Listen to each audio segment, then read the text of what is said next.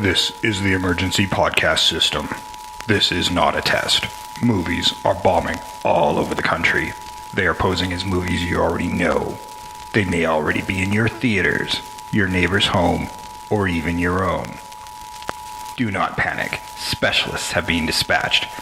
They will help you identify these pretenders and defend you against this invasion of the remake. Please stand by for further instructions.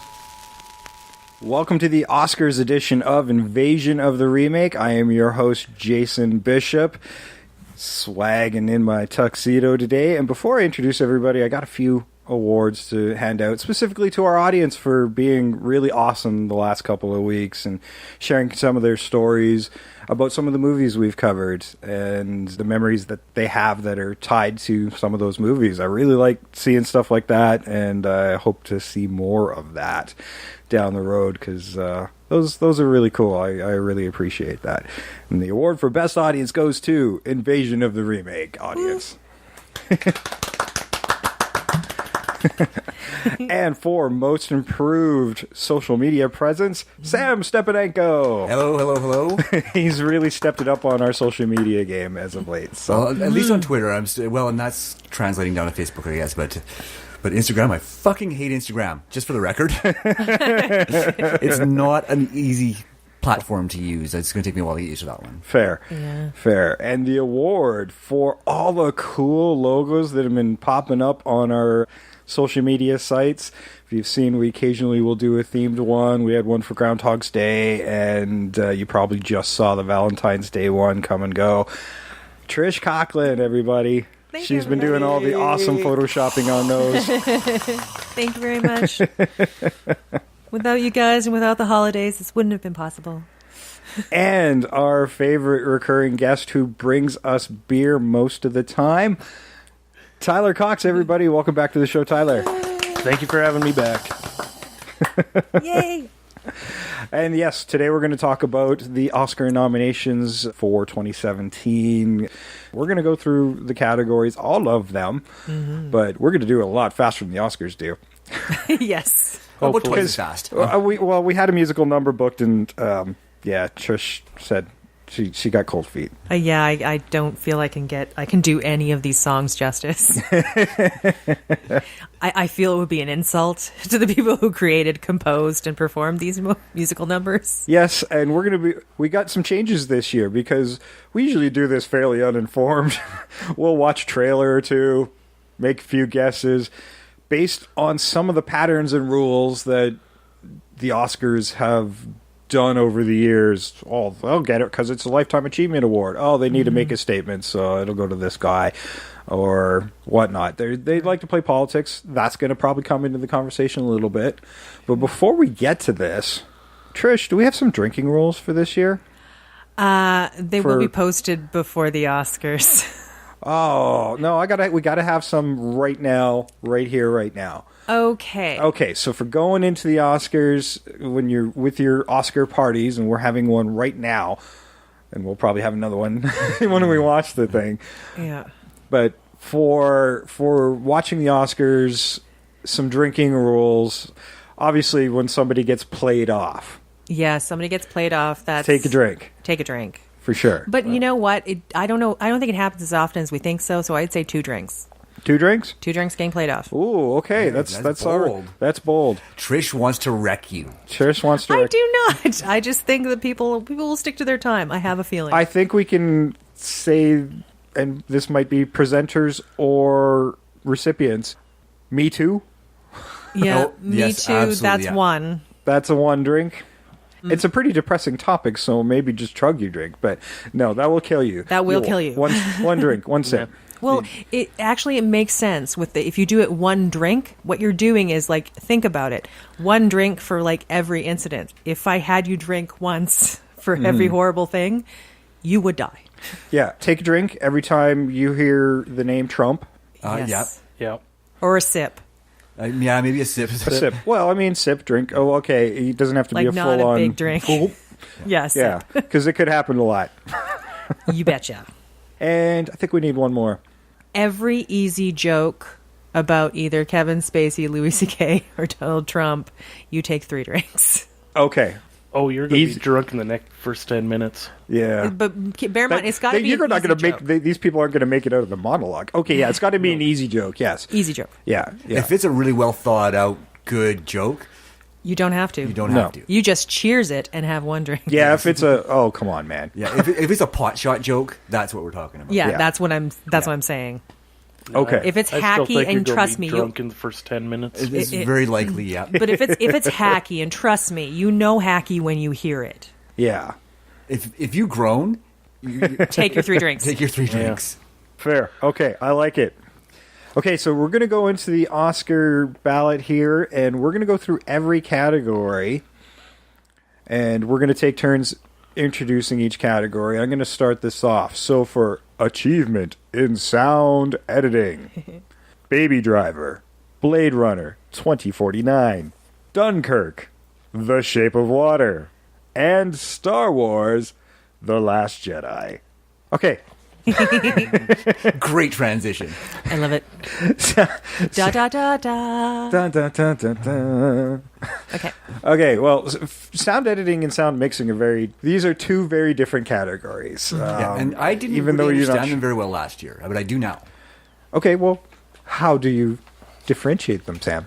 No, I don't know how to explain well enough to explain it. That's still your job. Okay. No, I actually made a point of reading up just to make sure that I understood them better this time, because sound editing is the Foley and the addition of this Putting sounds the and- pieces together. Yeah, and then the mixing is the levels and making sure the right sounds are prominent where they need to be. Yeah, well, if Yeah. you're especially you can really enjoy that in a theatrical aspect when you've got that big surround system, and you might hear some crackling behind you as it Yeah. moves forward or whatever. That's your sound design. That's your sound mix.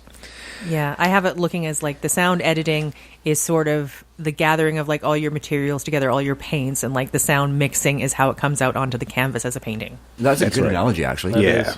For me, these technical awards are always a little tough to figure out, especially if you watched some of these at home and only some in the theaters. So, especially with sound, it's a tough one to pick out if you didn't get the theatrical experience with everything. But I went with Blade Runner 2049.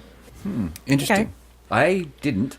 I actually went with Dunkirk because so much of that movie has no dialogue. The story really is told through sound in a lot of the scenes. Okay. So I felt that's and war films typically do very well in the sound editing because it's pretty easy, right? Explosions and stuff Sure, like yeah, that. you get a lot of bassy sounds. But yeah, I think because so much of the story was told without dialogue, I think that Dunkirk it might be a shoe-in. Yeah. Yeah. Wrong. Are you saying I'm wrong? No, No, he's doing I the know. sound. but now I am. Wrong. Wrong. Trish, what do you got? Well, crap. Now I wonder if I should say what I said because I also chose Dunkirk, and Wrong. Wrong. but for the same reason that Sam did, is war movies tend to do better than this, and like with True. the sound editing, it is. When you're putting this together, especially war films, and I think this is why they do well, is because you are gathering together all the disparate elements of a battle. So you need kind of the proper sound for a tank. You need a proper sound for a gun. You need the proper sound for like if a missile hits water. You need that stuff. Okay, Tyler. I only saw one movie in this category, and that was Star Wars. And, well, I'm not picking them because they had 9 other movies to draw their sound from. So I went with Dunkirk, too, because it's a war movie. Wrong. Wrong. And I'm probably wrong. You never know. You But never know. We're not experts, right? No, we're not. this is a guess. I mean, and I think it's not one of Nolan's stronger films, and I don't think it's going to win in some of the bigger categories. So Dunkirk could wind up winning in some of the smaller categories. So you might be right there, but Blade Runner's not up for a ton of them either. Yeah. So we'll have to see. Last year, our Oscars ended up in a tie Yes. between me and Trish, thanks to that little screw up at the end. So I know. I was going to lose that one. So, Let's not let but- this happen this year. But thankfully, we just split the KFC coupon last year. Yeah, we're fine. This year, we've got a little more up for grabs it's going to be the lead hosting duties for the show for 4 weeks. I'm still not sure that's a prize. Or punishment. That's your punishment. If Sam wins, is a punishment for beating me. Yes. For Trish, I think it's more of a gloating. It's a prize, man. It's a bragging super rights. prize. I mean, But I see thing. I understand how much work you do as host. Yes. I do. That's why I do get don't that. really want it. But if I do happen to win, I will accept the responsibility gallantly. okay. Yes. There we go. I almost hope I lose. But being the heel Don't host, change your picks. being the heel host that I am, I can't allow it.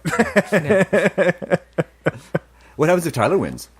You're gonna have to come every week for a month to host. You want me? That'll to just be commit to an entire embarrassing. month? Yeah. No. And let's face it, because I've seen almost none of these movies. If There's Tyler not a wins, chance I'll win.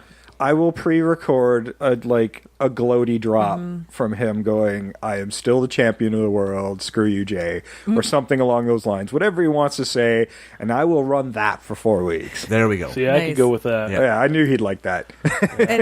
But what we have to say is that I don't know if love you, Tyler, but if you win, having seen none of these films, I'm going to feel so ashamed. You know, that's like when you do your hockey pool every year, and you get that one guy that knows nothing about hockey and ends up winning. That's what's going to happen Yeah, here. normally we go into these things, and we've seen a few trailers and a few movies, especially in these smaller categories. I'd seen quite a few of them going in, because they're the summer blockbusters for the most part. So I'd seen most, except for Blade Runner, so it didn't take much to fill that one in. But when the nominations came out, initially I wasn't even sure I wanted to do another Oscar special, but this is such an interesting year. Absolutely. Such an interesting spread of movies, and I started diving in and told everybody to start diving in too. Next thing I know, I had completed, out of the 24 categories, I'd completed 17 of them. So Nice. I have seen a shit ton of stuff in the last 3 weeks. Yep. Yeah, and I started late because I just didn't get a chance to get started, and I still got 14 completed, so I did all right. And I'll be honest, I could have done more, but I got burnt out.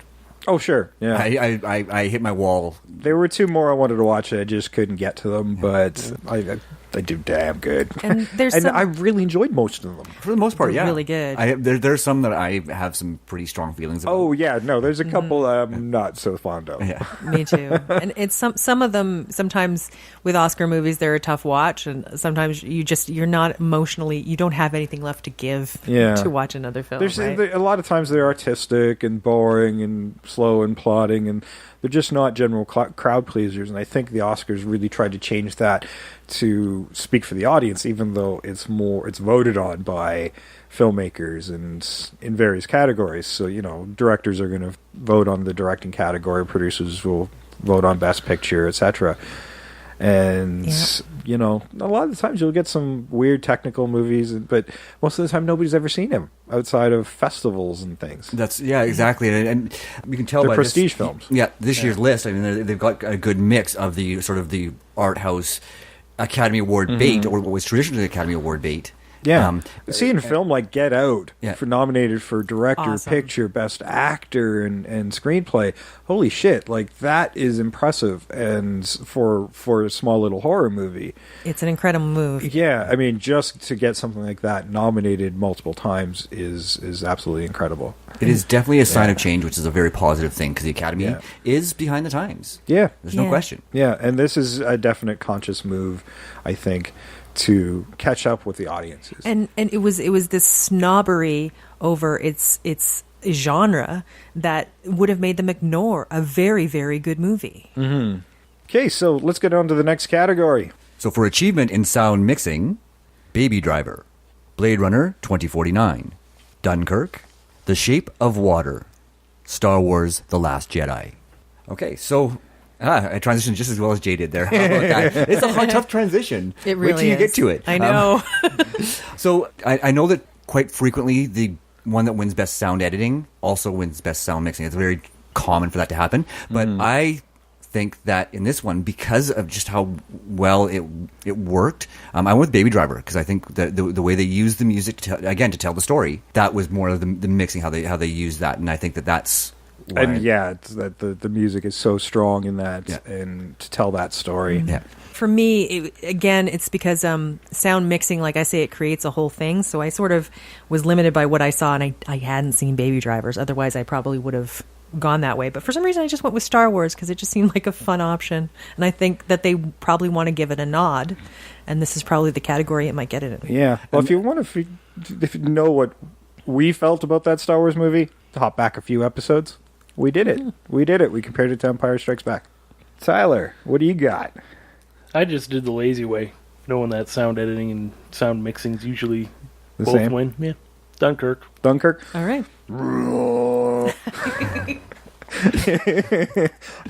That's a thing now. Thanks, Sam. You're welcome.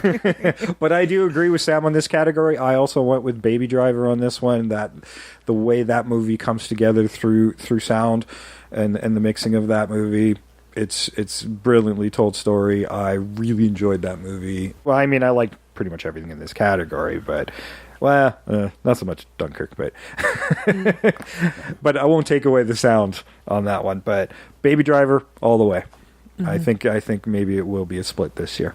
Yeah, like, I mean, I've heard that sort of, now that you talk about, like, I know the story of Baby Driver, but I've not seen it. But yeah, thinking about it, that makes a lot of sense, considering how your protagonist uses the music. Mm-hmm.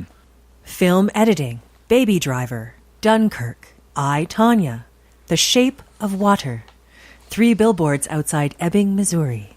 All right. So, sorry, I was going with my Academy Award announcer voice. That was awesome. I loved it. I loved it. It was very good. And for this one, I chose... I felt very Oscar-y there. Nice. I did. I wanted my champagne. Yeah. I actually went to straight in a tie I didn't have. Thank you, guys. I love it. All right, I will continue on.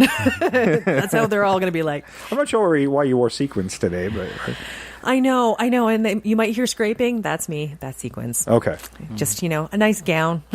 Yeah, it's great. Noisy, but great. Nice, but great. For this one, I went because it was fun, and the way that they pieced together a story that seems to have a somewhat unreliable narrator in several areas. I, Tonya.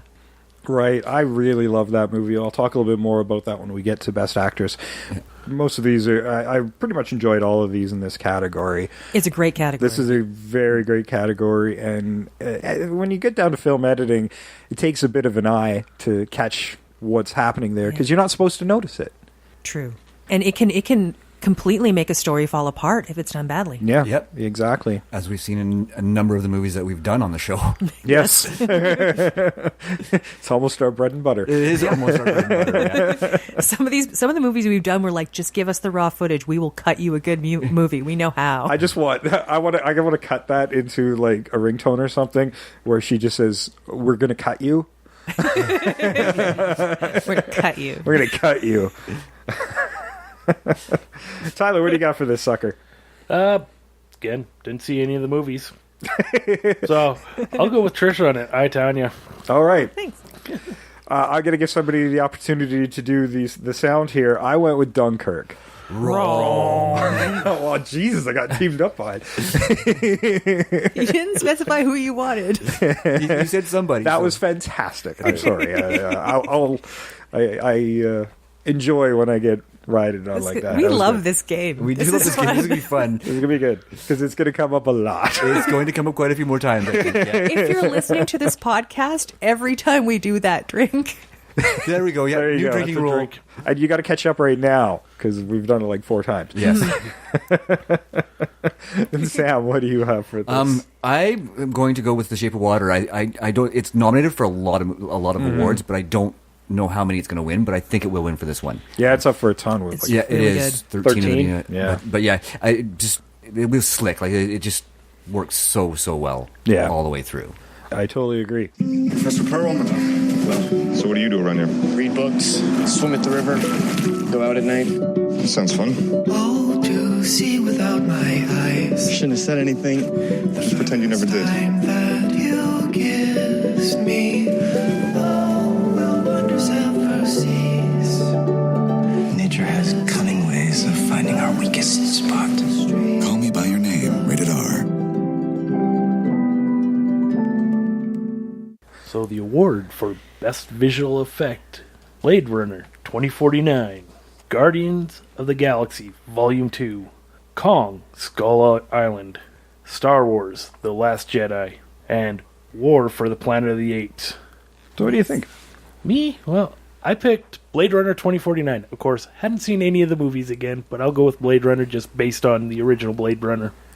And you're probably right. This I went with my wishful thinking because it probably is the most visually stunning in this category, and God knows there's heavy competition in this category throughout. But after 3 Planet of the Apes movies with some incredible motion capture on actors and that physical performance, I really feel like it needs to be recognized, and I think it will be I'm hoping it'll be recognized for its group effort for all 3 movies. So I went with War for the Planet of the Apes, and I know that's an underdog in this category. Yeah, it is. I understand why you say it, though. It is, but they it's are good. fantastic looking films. Like, they're so well done. I didn't go with that. I went with Blade Runner 2049 because Villeneuve is an Oscar darling. People love him, but he's not nominated in a lot of categories. I think that this might be where they get their nod for their Oscar. That's why I decided to go with them. Yeah, and I completely agree, but I also went with a different pick, though. But when we were talking about sound editing, sound mixing, when I thought of Blade Runner, I thought of visual, not sound at the end of the day. So I went with Guardians of the Galaxy just because I think it's fun, and I think it would be funny if it won. Oh, it would be freaking hilarious if it won. Well, stranger things have happened. Last year's Suicide Squad is... I can't even believe... I know. We all were just like, if Suicide Squad won, something's dreadfully wrong in the world. And we were furious. Now this terrible movie is an Oscar winner. Well, we knew something was terribly wrong in the world because Trump, take a drink, became president shortly before the Oscars there. So we already knew that the world was in a tailspin. That just confirmed it. Yeah, for sure. So, it made sense that a movie called Suicide Squad would actually get an award in a country like that. I kind of liked Suicide Squad. Awesome. That's great, Ty. There are parts of it I did like. I'm not going to say I hated the entire movie, and it's other parts I really enjoyed. I'm gonna assign something to Tyler. Watch that, and then watch Ghostbusters, and then come back to me. Yeah. Oh, no, I don't think I could get through Ghostbusters again. Oh, what is happening? Are you talking about the original Ghostbusters? Yes. Okay. See, I like the new Ghostbusters, but that's me. No. Well, go back and listen to that episode.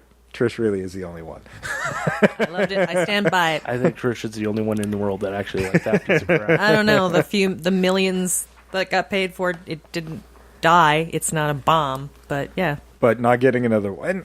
Go listen to the episode. For achievement in costume design, Beauty and the Beast, Jacqueline Duran. Darkest Hour, also Jacqueline Duran. Phantom Thread, Mark Bridges. The Shape of Water, Louis Sequeira. And Victoria and Abdul Consolata Boyle. Now, this costume's always a toughie. It really it's is. a disaster for me. I have no idea. Does anyone actually care about this category? I've seen everything in this category. I mean, it can create a mood. Yeah. That's sort of the thing. When you're creating sort of the palette of it, if it's consistent, it works. Yeah, I mean, we literally have a movie about designing clothing in this category with the Phantom Thread. But, the one where I was most impressed with the costume designs, I'd have to say was Beauty and the Beast, personally. And God knows she's up for 2, so she's... Jacqueline Duran's got a better odds than the rest of them. That's very true, But, I mean, they're all good at what they do. I'm glad I get to talk a little bit about Victoria and Abdul because it's in 2 categories, and I really love this movie. But they probably had a lot of leftover Queen costumes from all the other Queen movies we've had. So I don't know. I think that'll work against it, but I'm glad it's recognized for a couple of categories, and it should have been recognized for a few more because it's so good. Well, it's such a crowded year this year for good movies. It is. It really is. I had to go with Shape of Water because when you talk about evoking a mood, I felt like I was watching something set post-war America. Mm-hmm. Like the way the clothes looked, the behavior, just everything fit there. It just worked really well for me. I think it captured the time. I think Guillermo del Toro really is good at that when he does a period piece and brings in his designers for that. You can go back to Pan's Labyrinth or even before that, and see all this very period accurate stuff. It's he's very strong at that for sure. Yeah, he gives attention to detail. Yeah. But in this one, I went with Victoria and Abdul because you were talking about it. But in this category, it seems to me most of the time, like real period ones. Like I'm not talking like 1940s, but like older period ones do tend to dominate. And I don't know why, but they do. So that's what I put down for that one. Cool. I went with The Shape of Water, simply because just based on what Guillermo del Toro's done in the past, and I've always loved that stuff. Cool. Well, I does mean, great work. strong category all the way around with that one, and It was a hard one. I don't think there's an underdog in there. No, this is no. It really is anybody's category. That one's wide open. for achievement in makeup and hairstyling. Darkest Hour, Victoria and Abdul, Wonder. I went with Darkest Hour just because, I'm sorry, but Gary Oldman does not look like fucking Gary Oldman. I mean, it's so realistic. Like it doesn't look like prosthetics. It is so amazingly well done. I had to go with it. Cool. That sounds very good. What about you, Trish? I went Victoria and Abdul again. I Okay. don't know why. I like it. Oh, see, I thought this was going to be everybody was going to be unanimous, but we're going to be all over the place on this one. I think, so. this whole voting process. Tyler, Didn't see any of them. Don't know what their hair makeup looked like, so I picked Darkest Hour.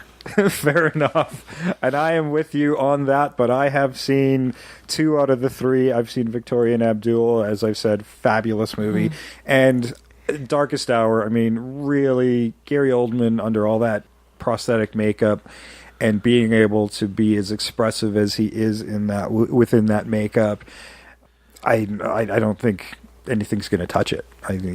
Everything else is an underdog. I have to agree. Up to for Darkest Hour, it is really impressive achievement. Unless it's digital, but it doesn't look digital. No. I read an article with Gary Oldman, and he was under the makeup for the entire shoot. So it is actual Yeah, makeup. I heard it was hours. It was hours. Okay, well then I'm very happy I got to I picked that one because I didn't think anything would touch that one. It's such an achievement for sure. We are in the preliminary stage of one of the greatest battles in history. Mr. Winston Churchill, you have an enormous task ahead of you. Winston lacks judgment. He's a bully. We may have to replace him. All our forces are in Dunkirk. The Germans are pushing us into the sea.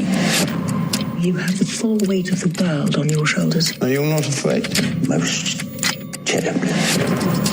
I speak to you for the first time as Prime Minister in a solemn hour for the life of our country. You ask, what is our policy? I say it is to wage war by sea, land, and air with all our might. We shall never surrender! Your next category: foreign language film, A Fantastic Woman, The Insult, Loveless, On Body and Soul, The Square. For this one, I'd heard of this movie and I missed out on it. It was playing at Eau Claire during kind of one of our kind of mini Calgary festivals, and it looked really interesting to me. And visually, it looks fascinating. It's a fantastic woman. Just looks like it could be a winner. Okay. And the story of it sounds very good. I haven't seen any of the major films, so what makes you think I saw any of the foreign Oh, I got to films? put this on a T-shirt. I haven't seen any of these films. Tyler. I have to write that down for our merch. I did You pick get one. you get a cut of that merch, by the way, Oh, sweet. because it's you. A cut of nothing is still nothing. I chose A Fantastic Woman, and I have a good reason for this. Okay, Because it's from Chile, and everybody loves chili. chili's delicious. It is. Especially your chili. Oh, thank you. Especially That's right, on a day ladies. like I today. can cook, You can. On a day but like I think today. he meant the country. Yeah. Also, a No. delicious country. I did mean chili. Oh, you really? That is great. Just word association. It's better than thinking he's going to devour a country. This category is one of the rare where I've seen nothing. I've seen a little bits and pieces of The Square and some dude with the monkey crutches doing his monkey thing during a big dinner, and I'm like, okay, I like that. So let's Yeah. go with the guy who's in Planet of the Apes. I'm going with the square. Okay, so I did a lot of research on these films, like watching the trailers and trying to decide what I was going to pick. Fantastic Woman is one of the two that everybody was sort of saying is a real candidate, but I didn't go with that. I went with the square because it looked more interesting to me. Yeah, that's the thing. Both of those ones I've He's a seen square. the trailers and stuff for. I've also seen the trailer for Loveless, which looked really interesting too. But They all look really interesting this year. Like I can see why they're all up, Sure. like, just based on the trailers. But I just didn't have a chance to watch them, so my decision is woefully uninformed. But I'm still going with the square. Yeah, I got to say the next couple of categories are my lower categories where I just didn't get to them. well, it's so hard. I wish there was a way. Some of these ones, like when they're shorts and short subject, you can't find them. They're difficult to find, and I'll spend a few bucks on iTunes or whatever for a feature, but I'm not going to spend the same amount of money for a short film. Sorry. Yeah. Listen to for like, 20 minutes, If you want I- people to see this, guys, give Make people the option to do Yeah, it. and for a these reasonable filmmakers price. should make some money. I mean, the amount of time and investment we've already put into going to see these movies, it was just like, all right, the wall is getting a little empty. And the next category is documentary short subject. And the nominations are Edith and Eddie, Heaven is a Traffic Jam on the 405, Heroin, Knife Skills, and Traffic Stop. Again, haven't seen any of them. General rule of thumb, especially in these categories, is if you have no idea what to pick, go with the most depressing title. Well, it's funny because I did. I picked Heroin. You've been to enough of my Oscar parties. That's right. But that's not why I picked Heroin. Okay. I picked it from The Commitments, where they did the big banner. The brothers did the banner, the heroine kills, and the father's up there going, "That's a very nice banner, but there's no E in heroin." I love how he picks things through association. It is fantastic. It is absolutely Thank you for fantastic. joining us, Tyler. That Love is it. amazing. I actually saw one of these movies, or one of these short documentaries, and thankfully it does fall into the depressing category, and I went with the only one I saw, which was Heroin, Funny how that happened. Guess what? because it was on Netflix. Yeah, because it was on Netflix. It also happens to be the only one I saw, and it was really good. It was funny thing really is good. The title's really depressing, but the story itself was actually pretty uplifting. No, yeah, absolutely, Yeah, and that's so- what I liked about it. It's there is hope at the end of that story. There is very much hope at the end of that story, and if you haven't seen it, I recommend it. because For a small town with a huge drug problem. Yeah, and there's three really amazing women that they cover in this documentary. And it's only 40 minutes. It's not a lot of time out of your day, No. but I would recommend it to anybody.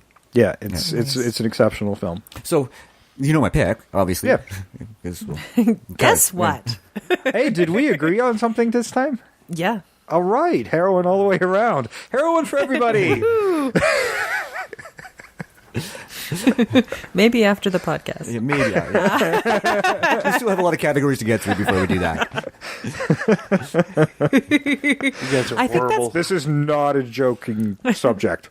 You're all No. going to hell. You know that, right? We really are. But I mean, Are you regretting me coming in now? No. No.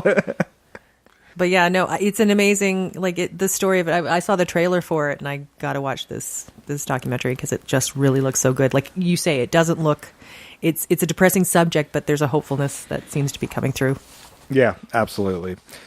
For documentary feature, Abacus, Small Enough to Jail, Faces Places, Icarus, Last Men in Aleppo, and Strong Island. Now, despite 3 out of the 5 being on Netflix, I have seen none of these. So I did a little association on my own for my love of Greek mythology. I just went with Icarus. Abacus? Oh, I went with Icarus. Icarus. It's the third one. Sun? Oh, Icarus? okay. See, I'm looking at Abacus and Icarus. Okay, this is getting confusing now. Okay, well, I think there's some rhyming. Maybe ones. there's going to be another envelope mix up. There could be. Oh, that could happen. I would actually watch the Oscars just for that. Well, after last year, how could I miss it? that was so exciting. We were just sitting on our jaws on the floor, like, what just happened? Yeah, I think they're going to be taking a lot of extra steps to make sure that never happens again. Oh yeah, Yeah. I picked Icarus as well. I only saw about the first 5 minutes of Icarus. Was all I've seen of all of the documentaries, but that was that first 5 minutes, and I hated it. Mostly because I'm not interested in the subject, but I know that as far as it looked great. It was well put together, what I did see of it, so I went with it. Yeah, no, it's just not a subject I'm interested in. I'm sorry, doping scandal, big fucking deal. Yeah, I know doping. I found myself very much not caring about that. Yeah, me too. And yeah, and when I decided not to watch that one, I'm like, well, if I can't do the whole thing, I'm not going to bother. And I went because I'm going strictly on title, as I always do with documentary feature, Last Men in Aleppo. Okay. Yeah, yeah, you know what? To follow the most depressing category, Abacus actually sounds like the more depressing of the titles. It does. It does. But, all right, just for some spread, so no, you can't change your answer. No, I'm sticking with Last Man in Aleppo. All right. Tyler, you took a guess. Yeah, big shock. Haven't seen any of them. So, yeah, same reason as Jay, Icarus. We like Greek mythology. Oh, I love Greek mythology. I just didn't think it was going to be the one. I have no idea. It is a complete guess, an uneducated guess at that. We're getting close now. I got one more category where I haven't seen anything of, and then we're getting to fully informed Jay soon. Yes. And mostly informed me too. On that note...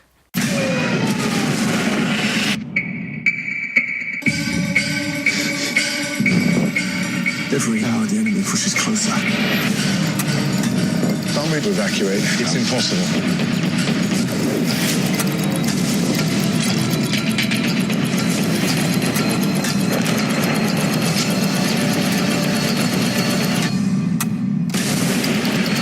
Dunkirk, rated PG-13. Experience it in IMAX July 21st. For achievement in live-action short film, DeKalb Elementary, The 11 O'Clock, My Nephew Emmett, The Silent Child, and Watu Wate, All of Us.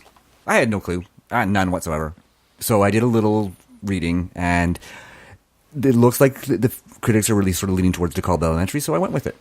Okay. Okay, cool. I'm padding this time. I'm not going to lie. This one here, I went with what the critics said. Sure. And this one, again, I seem to do well if I go by title and the ones I haven't seen, so I went with Watu Wate, All of Us. I have actually seen all the movies in this category. No, I haven't. What? All of us stop and look. What?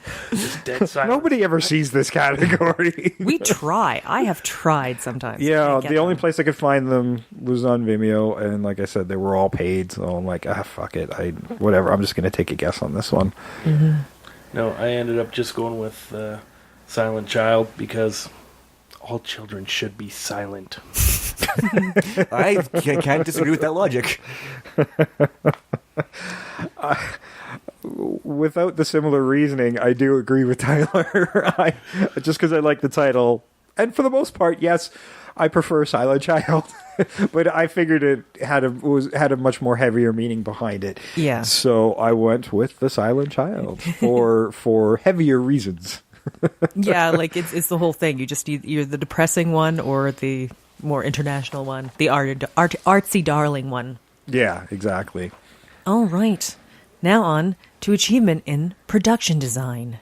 The nominees are Beauty and the Beast, Blade Runner 2049, Darkest Hour, Dunkirk, The Shape of Water. And for this one, this is actually where I went with, because of what would be necessary to really bring it to the screen, I went with Beauty and the Beast. Because it's sort of, you're trying to create that cartoon beauty, but live action. So I feel that might need, you'd have to put some effort in there. But that's just my... So you haven't seen it, though? I've seen the trailer. Okay, that's fine. Tyler? Big shock, haven't seen any of them. But I was going back and forth between two of them, like The Shape of Water, just because my love for Garamel there, and Blade Runner 2049, because just I've seen the trailers for it, and I thought it looked absolutely beautiful. And so I just finally settled on Blade Runner. And you might be right, because wow, the design work on that is incredible, and I think there could very much be everybody else as an underdog in this category. But having seen all of these as well, and this sheer amount of effort that goes into making a cartoon a live action, I also went with Beauty and the Beast. And I have seen everything in this category. And they're all impressive, but just Beauty and the Beast stands out for its achievement in that category to me. I'm going to disagree with you because, well, I should. Nice. Because it's no fun if we all do the same thing all the time. True. No, I actually went with Shape of Water because Beauty and the Beast, I agree, it looks phenomenal, and I have seen it. But so much of that was green screen, whereas Shape of Water was all sets. And that was my second choice right away. Why I went with that one. And I also, Tyler's right. And Blade Runner for 2049 looks phenomenal, but I still think that Shape of Water is going to take that. Because I don't think it's going to win in the majors, but I think it's going to take a lot of these smaller categories. Okay, Yeah. we might be disagreeing in some of that. Yeah.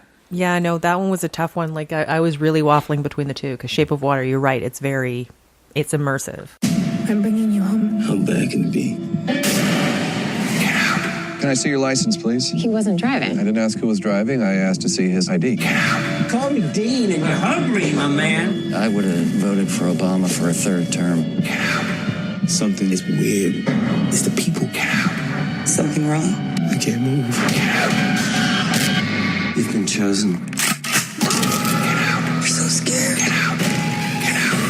Get out. Rated R. For achievement in adapted screenplay, the nominees are Call Me By Your Name, The Disaster Artist, Logan, Molly's Game, and Mudbound.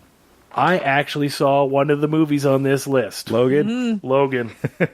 So I picked Logan.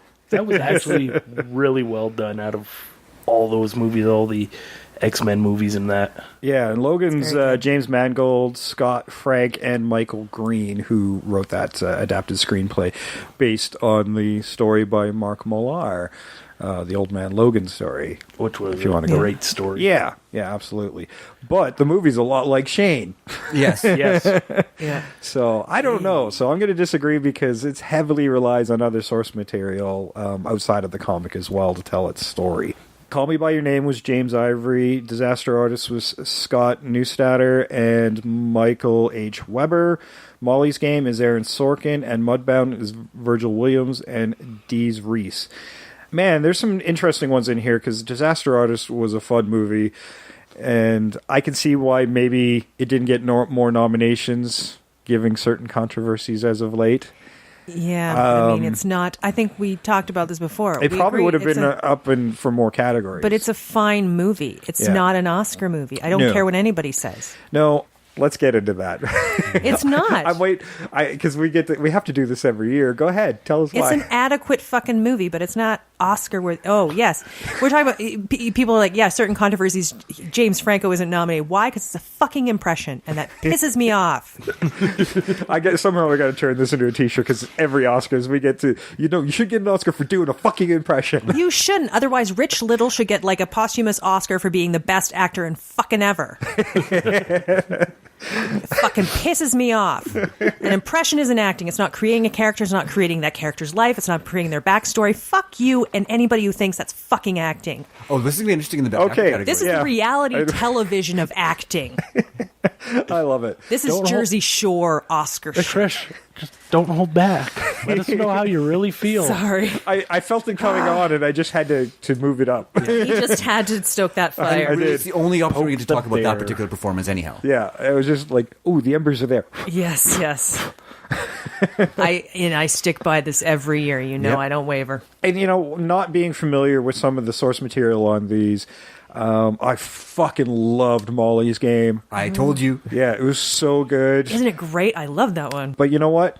Because it should have been, I think, maybe in more categories than it is, and probably won't win in some of the bigger ones that it is in, I think it's going to go to Mudbound. Mm-hmm. And I'm going to agree with you on that one.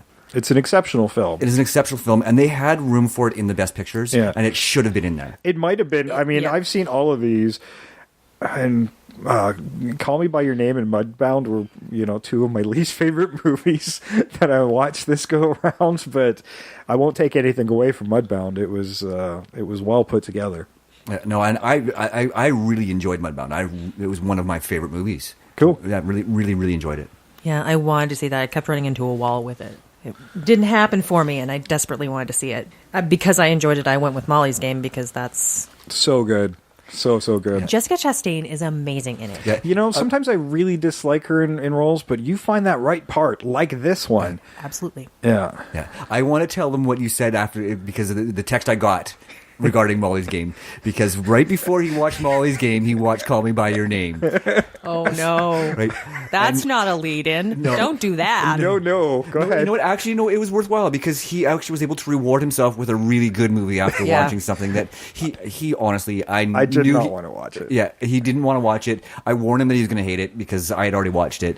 And not for the subject matter, because it's a fucking boring film. Oh, thank you, guys. I was wondering about that. It is the most Oscar baity movie out of all of these movies that I saw this year that just felt like a typical Oscar bait movie. Yeah. And it wasn't the gay relationship that bothered me. It wasn't even the underrated relationship that bothered me. Oh, that bothered me. That made me really uncomfortable. I mean, it's kind of a sweet film, and it's well acted, and we'll get to that when we get into the lead actor category, because there's some impressive things happening there. But overall, that movie bored me to tears. It is a slog. Yes. The entire time I was watching it, I was 20 like, minutes. Yeah, no, I'm like going, you know what I would prefer to do? I love, like, visually it's good to look at. I'm like, no, I want to go to where they are and vacation there. It's a travelogue. It's not a movie that you want to watch. And I mean, and I understand why the sort of the relationship made some people uncomfortable. But he wasn't considered an adult in Italy because he's above the age of consent, and the other male character by Armie Hammer, his character isn't that much older. He's an intern, right? So he's a university student, so he's not that much older. I think it's just my perceptions of it that it's still a little it feels icky. It does feel icky to a certain extent. But the difference it shouldn't feel as icky as a lot of people think it does. But the difference between 17 and 24, even if I look at myself, and the difference between you are compressing a lot of freaking experiences in that tiny short frame of time.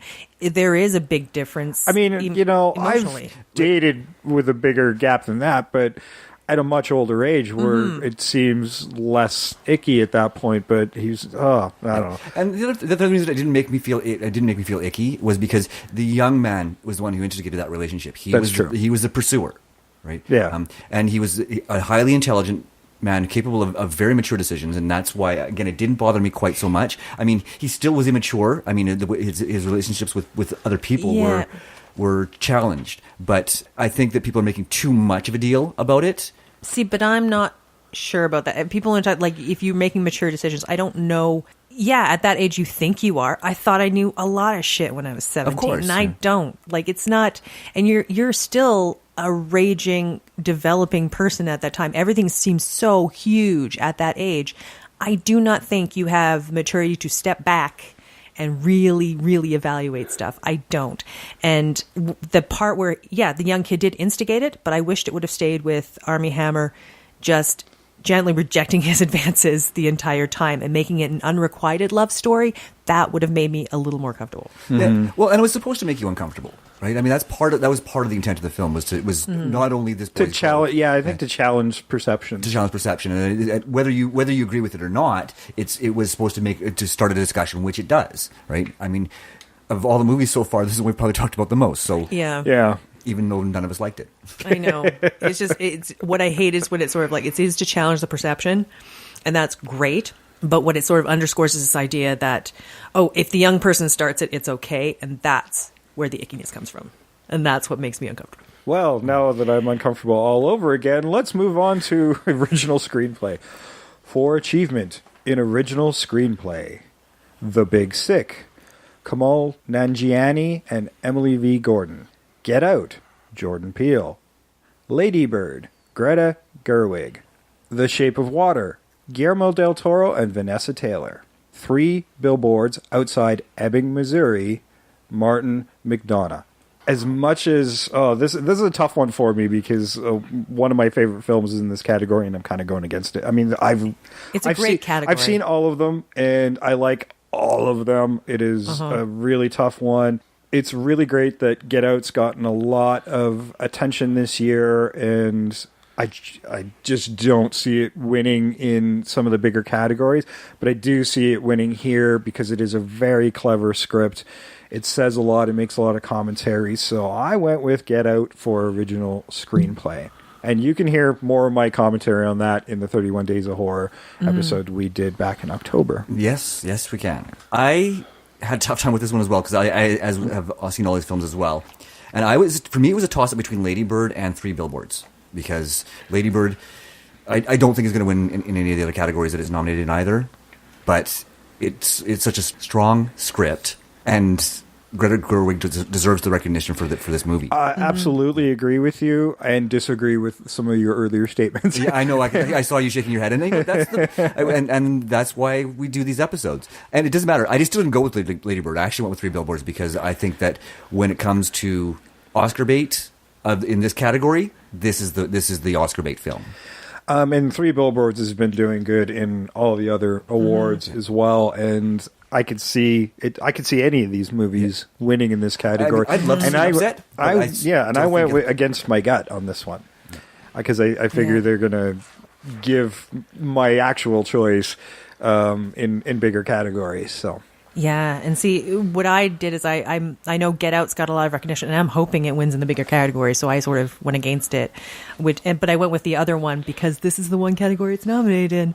I went with The Big Sick. I freaking love that film. It was so good. It was very, very good. It was one of the last ones I got to watch. It was on Amazon Prime, so it was really easy to find, and just a really great script. I can see why maybe it wasn't in some of the other categories for acting, but a great script. It is really, really well written. I loved it.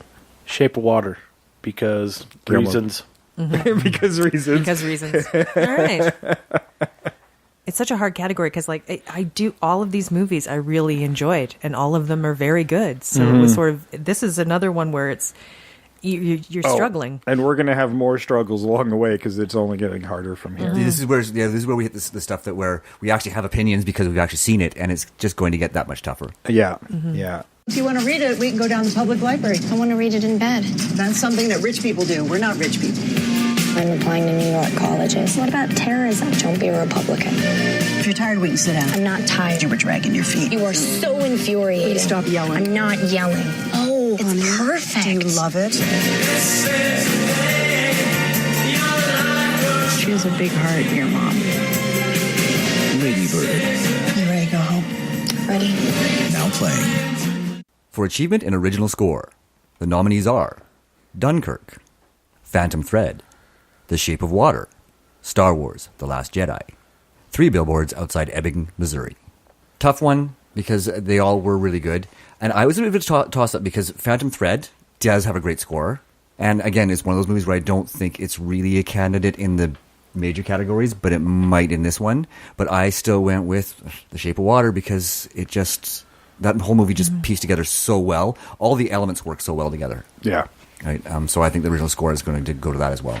Yeah, and I also went with The Shape of Water there because it's, to me, the score of it gave me that feeling of a fairy tale, and it really kind of made it delighted me so much. Loved it.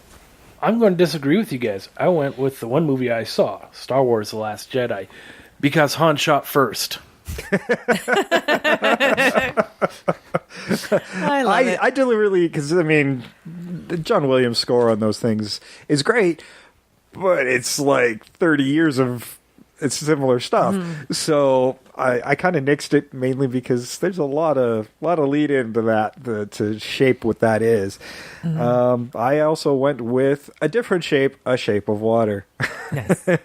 And I actually tried to listen to the score isolated, and in the initial some of the stuff I didn't like it outside the film, but boy does it work well with the film. And that's a good score. And so I mean I would there might be a score on here that I might like separated more from the film. You know, I could actually see maybe Phantom Thread being a very listenable score to it, but The Shape of Water, it's so married to the movie. In an irony between that and Phantom Thread, I found it more woven into The Shape of Water. Nicely done. Thank you. Segue. Riding on out of here. We gotta have one pun, guys. We gotta. At least one. At least one. I'm sure we'll have more. We should have said anytime there's a pun, finish your drink. Yeah, because you get one. Yeah, we don't do that often. Yeah. You'll survive. That's just a general rule of the show. Yep. We don't know when we made that rule. It just happened. And it's a rule now. All right. Now on to original song.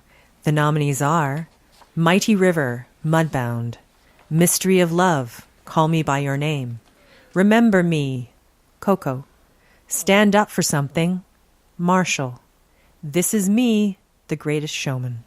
Now for this one, because again it hadn't been given a lot of recognition in other categories, because I think, and plus the title really kind of says it all. Mighty River by Mudbound, like with Mudbound. I think that might be. And it's a good one. That was Mary J. Blige who sang that one, and it's a really great song. I'm not agreeing with you or disagreeing with you at this point, but that one was one of my toughies. Like that was when I was coming and listening to all these, trying to figure it out. That was like between that one and one other one for me. This was the category where I actually had time to do my research on, and chose not to. So I just picked Stand Up for Something because I like the title. Nice. Okay, that was Andra Day and Common. Nice. You want to change your answer? Yeah, maybe I will. Because I know how you feel about rap stuff. Yeah. And hip-hop-y stuff. How about Remember Me, Coco? Okay, Pixar. That was Miguel. Yeah. It's a delightful song. It is a delightful It's song. a delightful song. I It's fun. Really enjoyed that entire movie and the song. Actually. Absolutely. Loved it. For me, I went with, despite hating the damn movie, it is a wonderful song by Sufjan Stevens, and I'm sure I just butchered that name horribly. Mystery of Love from Call Me By Your Name. It is a really interesting song. I like the way it comes together. It's a kind of whispery type of song. Really dug it. It's about the only thing I liked about the movie. I can understand that. So I had a different theory on this one. There's two movies in here that were nominated and nothing else. They were only so when something gets nominated from a film that's not nominated in other categories, I tend to lean towards that because there's a reason for that. So I actually went with This Is Me from The Greatest Showman, Which was Kesha. Yeah. And it's a good piece. Yeah. So, and I'm thinking that might be. It'll be great to see on stage if they reenact that one, because it was a stage show. Yeah. So a movie based on a stage show. So I think that'll be visually a really great one to see as spectacle at the Oscars. And Stand Up for Something was from Marshall was the other one Sam was talking about, which was Andra Day in Common. Yeah, I know it's a tough choice, but I would tend to do that when they've not nominated anything else. There's probably a good chance they're going to win in that category. Right. You can sew almost anything into the canvas of a coat. The LA Times has named Phantom Thread one of the best pictures of the year. When I was a boy, I started to hide things in the linings of the garments. Daniel Day-Lewis is a master of his craft. Coins, words, little messages.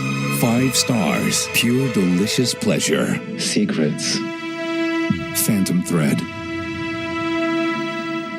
And for achievement, an animated short film, the nominees are Dear Basketball, Garden Party, Lou, Negative Space, and Revolting Rhymes? Revolting Rhymes. This one, I picked Negative Space because I just recently came out of a very negative space. And, it's an interesting film. That one's about a boy who... I've seen all of these, by the way. Nice, it's about a boy who's often packing the luggage of his father as something to do with him because he's so away so often. And as he grows up and how much value he takes in just packing this piece of luggage, it's the most artsy piece of the bunch. I hated it. But I can see why it was nominated. Revolting Rhymes is really fun. Go check it out. It's on Netflix. There's actually 2 episodes to that. Nice. Don't see it winning, but there's some cool stuff in there. Lou was this weird lost and found monster from Pixar. So it's this monster built from all this lost and found from the kids thing, and this bully was taking people's stuff, and then the monster threatened him, so the kid starts passing everything out and starts feeling good about it, and he's Lou, the monster, is like thumbs up with whatever his clothing hand thing, and he goes to Lou, but he's passed everything out, including what is making up Lou. So he's become a better person in doing so. Cute. I think Pixar's done better. This might have been my favorite one to watch. I don't think it'll win. Garden Party. And it's a bunch of frogs and toads and stuff in this big estate.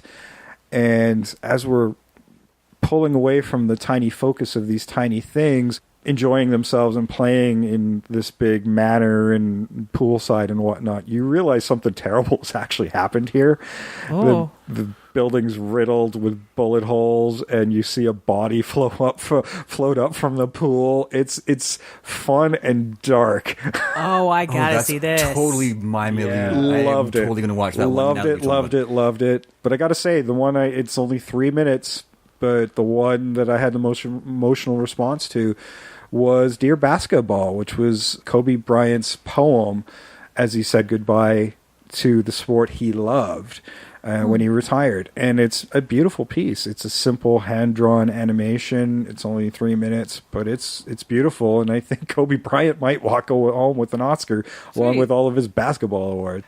I just took a guess because I knew that that's what Dear Basketball was, and that's why I went with it, was because I knew what the subject matter was, even though I haven't seen it. I'm like, yeah, that's... I think it's the strongest candidate in this category. Yeah, that's the way I felt about it, just from reading about it. Just because I've been in like sort of this Edward Gorey headspace for like a long time, I've been going back into that just because I like the name Revolting Rhymes. Yeah, and like I said, it's fun, and I can especially... I think it was nominated for the first part of it, the first episode. And it's the big bad wolf retelling these tales from his perspective and how his brother wolves have been brutally murdered. Oh yeah. Like if you look at it from a different perspective, everything changes. Yeah, Red Riding Hood's running around in the wolf coat, nice through both episodes. Like there's a lot to like about that. Well, that'll be interesting to see how that one goes for sure. Okay, for achievement in animated feature film, The Boss Baby, The Breadwinner, Coco, Ferdinand, and Loving Vincent. Now, I've seen 3 out of the 5 of this category, which is a little upsetting because I like to watch all the animation. I just couldn't make that happen. Interesting category all around. Ferdinand, I think, is probably got the least chance, but Blue Sky's is up for 2 with Ferdinand and The Boss Baby. Boss Baby's a lot better than I thought it was going to be. It was a completely different movie than I thought it was going to be. Like, the poster doesn't really tell you what it is. It doesn't tell you much. I hated the first 20 minutes. I'm like, oh, this is so juvenile. But it got so good. It did. It was a lot of fun. And I can see, because it was built for kids, but it's about this young imaginative boy who's the sole child, and a new child is coming into the family, a new baby's coming into the family, and dealing with not being the center of attention anymore. No, this would be a good lesson for parents. Yeah, that's the theme of it. I mean, there's a lot of stuff that did it happen, didn't it happen? It could be just the boy's imagination because he's an unreliable narrator. But that's what I think is the genius about this. I actually have, as one of my customers, he teaches animation at the school he works at, and he hates this movie. He didn't think it deserved a nomination, and I totally disagree. Because nominations are based on story as well as the way the film looks. I don't think out of like animation achievement, just for stylistically, it's probably the least... It's middle of the road. It's very middle of the road, but for story-wise, I can totally see why I got nominated. Ooh, and I'll give people a challenge. What I want people to do is watch Boss Baby, but then watch a couple of episodes of 30 Rock with Alec Baldwin as Jack Donaghy, and just see the comparisons. It's really entertaining. The Breadwinner was another one. That was the one I really wanted to watch, and I just didn't get to it. I love this studio. They did Song of the Sea, which was nominated, and Book of Kells, which was nominated. Both times I was very upset that they didn't win. I'm going to go with that again, because they certainly deserve to win. But I don't know if the animation is going to impress the Academy, because it's a more traditional style, and it's a very cartoony style for serious subject matter. But they have fun. That's the great thing about these movies, that they have fun with this stuff. And it's unlike the other two, this isn't continuing their Irish folktale stuff. This is actually based on a book. And I did get a chance to see this. Yeah. It was playing yesterday. I texted you. I was like, well, you should see it. Yeah, and my schedule wouldn't allow for it. But the thing about it, too, it does have a traditional style of animation through many portions of it, but there's other parts where it slips away. There's this through-line story that goes through all there, which is a different style of animation. It's like, you imagine when you put like kind of cardboard cutout things and like they move those bits over a background. It's really beautifully done. And that it really engages you, because you can tell when you're in the story and they're telling the story, and when you're out of the story. Oh, very cool. And it's very well done. And this still fun on seeing this. And this was really good. This was also hand-picked studio by the author of the book. This is the one that they wanted. Coco, which is, I mean, we just had Guillermo del Toro's Book of Life the year prior, but Coco, I think, is a better movie. And that's Pixar, and smart money usually goes with Pixar. Ferdinand I haven't seen, but that's Ferdinand the Bull, based on the Disney short. And Loving Vincent is what an achievement for an animated film. It's rotoscope, but it's 60,000 cells of this were hand-painted by over 100 artists in that Vincent van Gogh style, and the story follows after Vincent's death and suicide, and this kind of investigation as to what happened and how these people related to Vincent and saw Vincent during his lifetime. It's a really cool film. I highly recommend it. I don't think it'll win. I would love to see it win. I'd be very happy to see it win. But I'm going to go with The Breadwinner, despite having not seen it. And you've been saying that The Breadwinner is your front runner since day one. Right. And I think that's partly because of your fondness for the studio. Oh yeah, absolutely. It's for my fondness for the studio. I've been upset every year when they lose. Yeah, and I think you might be upset again this year. I think that Loving Vincent. I think I will be. Yeah, I think that Loving Vincent is probably the most unique of all of these films. Yeah, it's stunning. Unique doesn't seem to matter, because last year it should have been The Red Turtle and it didn't win. Yeah. So, but yeah, and the story is really solid too. Like it's got all the pieces. It's got a unique style of animation, the sheer artistry of it, right? And really truly artistry of it. You know, and I have trouble with rotoscope, mainly because, the artistry, fantastic on this one, and they push rotoscope in different areas, but in a lot of ways, you're just animating over actors. Yeah. And that feels like a bit of a cheat to me. And that's why I'm a little hesitant, but I still think that it's going to be between The Breadwinner and Loving Vincent for sure. I would be ecstatic if either of those won. So you went with Loving Vincent? Yeah, I totally went with Loving Vincent, yeah. And I went with The Breadwinner, because I watched it yesterday, and I texted Jay, I'm like going, the last 15 minutes are freaking intense. It's really good. And like story-wise, it's extremely strong. And animation-wise, I was engaged the whole time. It was great. Yeah, no, I went with Ferdinand, just because that's the only thing I have any kind of connection to. Because of the original Disney. The short animated was great. short. I loved it as a kid. Yeah, no, I'm with you there. I certainly love the original. I think that is the biggest underdog on this list. But Blue Sky is also up for 2, so, their odds are a little bit better. Smart money's probably Coco, because inevitably if Pixar's up, don't go against them, because you're going to win. But we all went against them, so let's cross our fingers, because it's about time they got dethroned. And I was thinking, Coco, the visuals of it are really good. I can actually see Pixar getting shut out from both animated categories this year. But I love the animation of Coco is great. Like I love that Hispanic Day of the Dead. Oh, yeah. sort of look. Yeah. I want a Dora the Explorer, but with Frida Kahlo going through Hispanic art.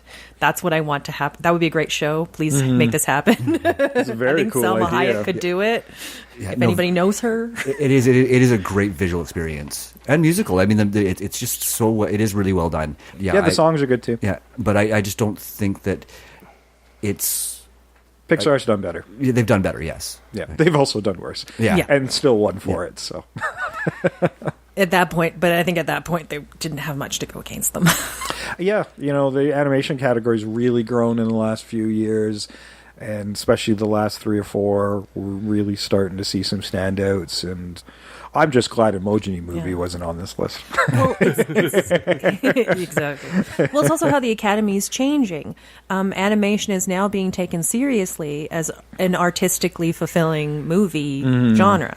And that's what has to happen. I still think, and maybe it's in the technical awards that they do the night before, but I still think motion capture performance should be in the primary show. Absolutely. Because God knows Andy Serkis has deserved an Oscar for years for those kind of performances. He is one of the best actors who doesn't get recognized because he's always under a computer-generated character. But boy, can those characters emote. Caesar, Jesus. Yeah. Right, and we talked about this in last week's episode. The Doug Jones is another actor who's way, way overdue for some sort of recognition for his work. I mean, he's been doing it for almost 30 years.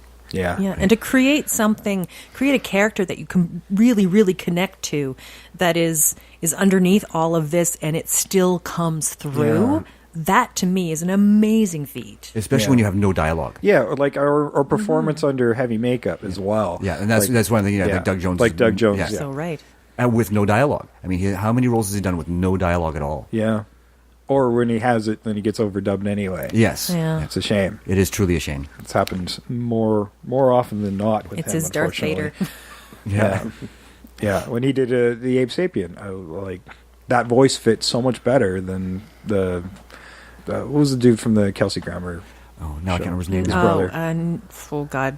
I should know. It's a 3-name guy. I want to say Niles. David Hyde Pierce. Yeah, David Hyde there we Pierce. go. Yeah, and I prefer Doug Jones's performance over David Hyde Pierce's when they finally said, no, give it to Doug Jones. Yeah. So, there you go. There we go. Do you have the papers? The White House has been lying about the Vietnam War for 30 years. What's next? You're talking about exposing government secrets. Is that legal? What is it you think we do here for a living, kid? If we publish this, we could all go to prison. If there's a way to destroy you, Nixon would find it. I'm asking your advice, not your permission. What are you going to do? The Post. What are you so happy about? I always wanted to be part of a small rebellion. Rated PG-13. We are now on to Achievement for Cinematography. The nominees are Blade Runner 2049, Darkest Hour, Dunkirk, Mudbound, and The Shape of Water. Another tough category. For sure. Before you make your pick here, Blade Runner was Roger Deakins, Bruno Del Bonnell for Darkest Hour, Hoyt van Hoytema, that's a mouthful, for Dunkirk, and Rachel Morrison, first female cinematographer to be nominated ever for Mudbound, and Dan Leuston for Shape of Water. I almost went with Mudbound for that reason, but I think the nomination is probably as far as they're going to go for Breaking Walls this year. Yeah, I want it think to so. win. I do too, because again, it was one of my favorite films of the year. But I went with Shape of Water because, I mean, if there's one thing that Del Toro does really well is the look and feel. Right? It's seamless between all of his films. Yeah. And I also went with The Shape of Water. It's really well done. Yeah, I thought about Shape of Water, being Guillermo. But no, I went Blade Runner 2049 again. To be honest, I think that's the heavy favorite in this category is Blade Runner 2049, and it's going to be a tough one to dethrone. But if anyone's going to do it, it'll be Shape of Water, Dan Leuston, and I went with the not so much underdog, but the probably next favorite in the list. I also went with Shape of Water. Excellent. So we all might lose, except for Tyler. I think the smart money is on Blade Runner, though. All right. Now we're on to... we're getting to some big categories now. Big categories. Actress in a supporting role. Mary J. Blige, Mudbound. Allison Janney, I, Tonya. Leslie Manville, Phantom Thread. Laurie Metcalf, Lady Bird. Octavia Spencer, The Shape of Water. Tough category. Holy cow. Well, I don't think there's an easy one left at this point. There really isn't. I've seen all of these movies, and Jesus, and I actually wound up scratching out my first pick and changing it, and I'm still like, oh, did I do the right I'm thing not here? sure. Well, I'll explain my selection process when we get to me. Yeah. Yeah, like all of these women did amazing stuff. Yeah, and this is one of those. This is a category that everybody in this list deserved a nomination for sure. Yeah, and I struggled and I struggled. And this category's got a history of like, let's give the award to the person who least deserves it, who cried the most. I know. and thankfully, that is not the case this year. And that's, not at all. Exactly. And that sort of kind of informs my choice.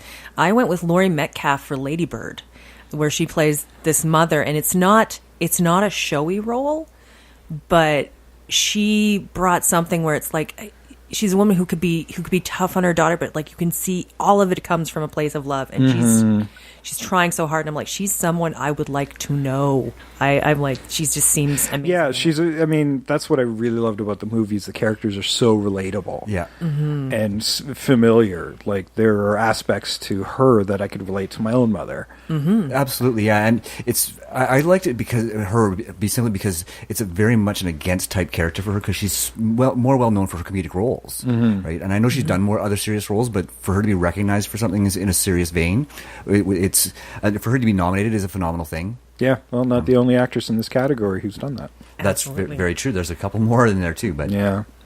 What do you got, Tyler?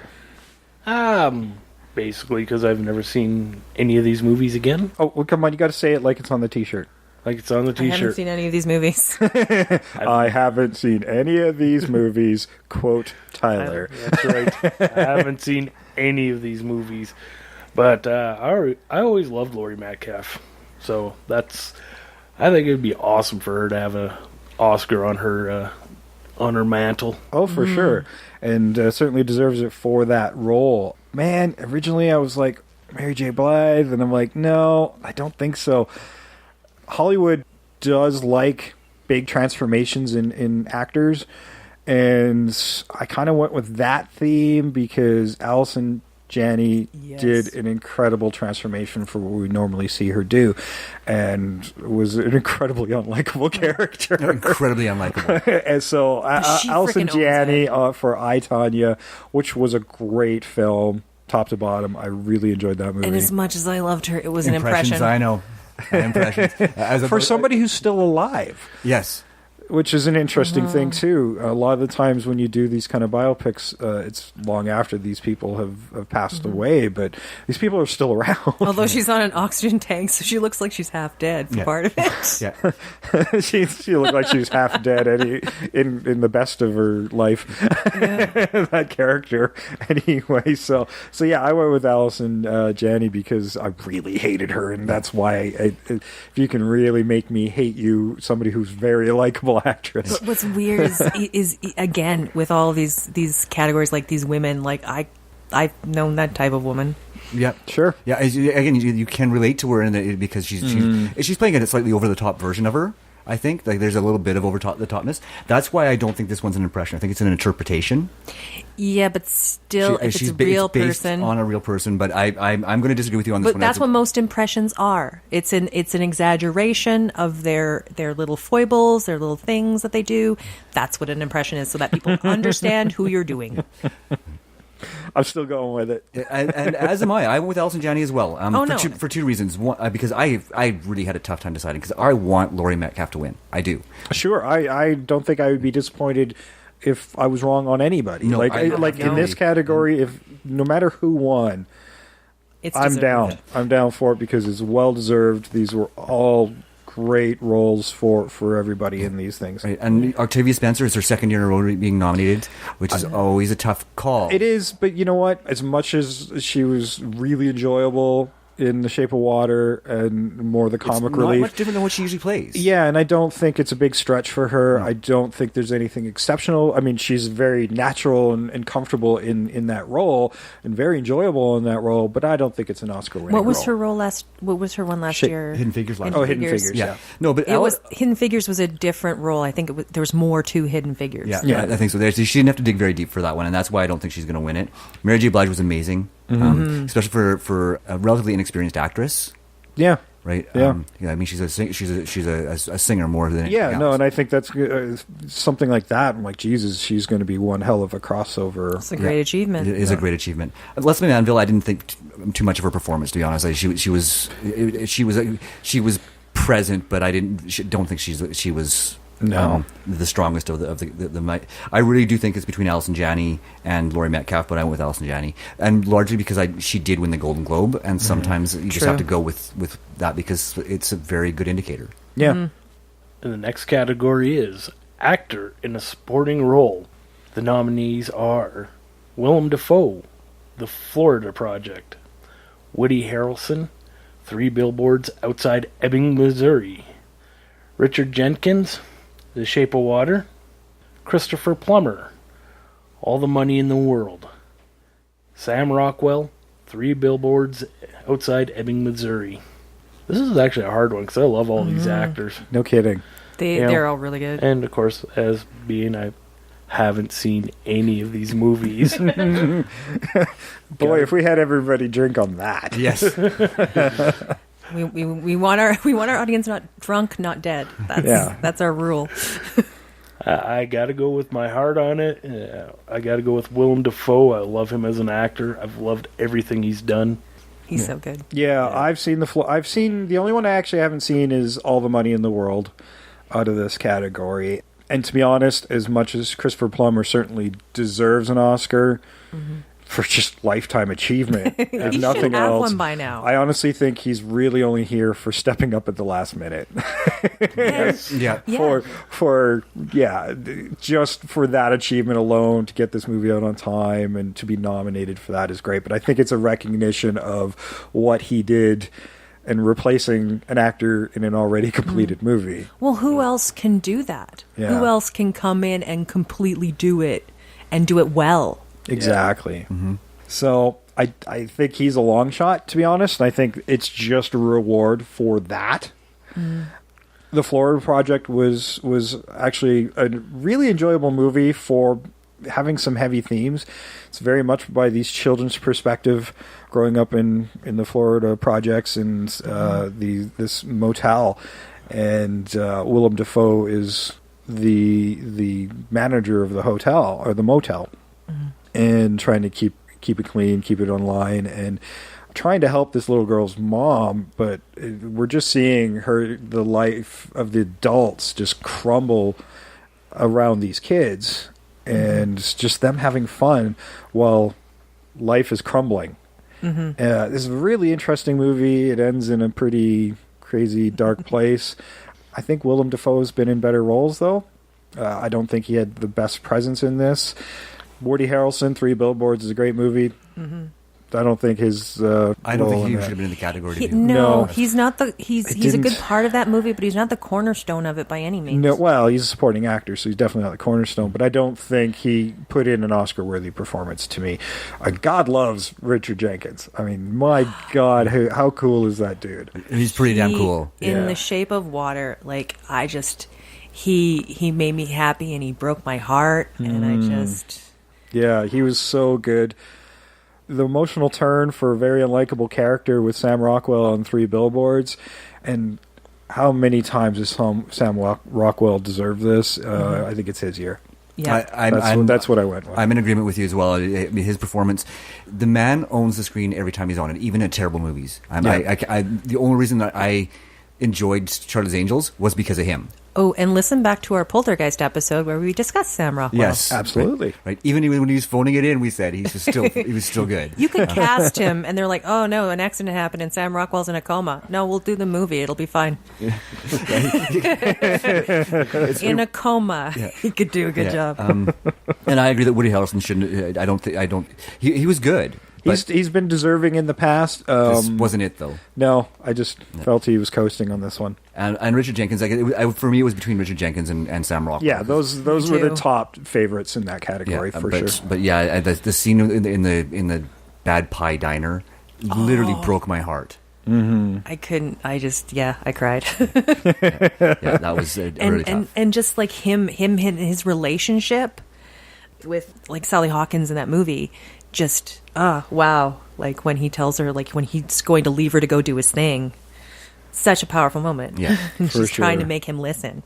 I went with Sam Rockwell as well. Okay, and it was tough between Richard Jenkins and him, but I felt he does more distance in the arc with his character than I think like him and Richard Jenkins, they do it. Yeah, they're really neck and neck in that category. Everybody else, I don't know how well they arc.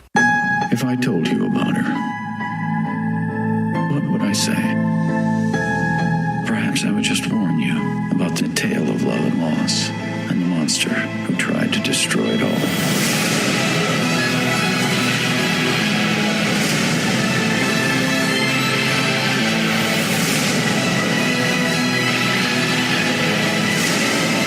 If I spoke about it, what would I tell you? Rated R. For Best Actress in a Leading Role, Sally Hawkins, The Shape of Water.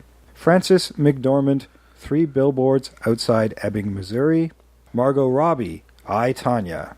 Saoirse Ronan, Lady Bird. And Meryl Streep, The Post.